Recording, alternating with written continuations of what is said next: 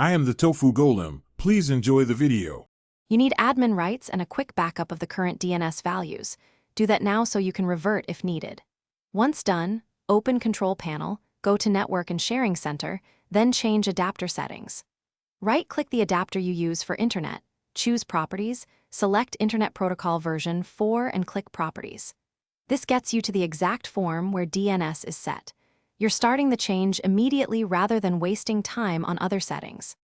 Now Use the following DNS server addresses and type 8 as preferred and 4 as alternate. If you use IPv6, add 2001, 4860, 4860, 8888. Click OK to apply and close all dialogues.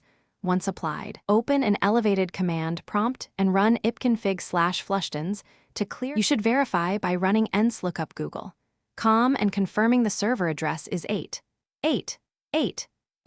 or simply load several websites to check speed and reliability. If things don't resolve, disable and re-enable the adapter or reboot Windows to ensure settings stick. Make sure firewall rules aren't blocking DNS and double-check you entered addresses correctly. If problems continue, revert to your saved DNS values and run the Windows Network Troubleshooter. That single step often pinpoints misconfiguration fast.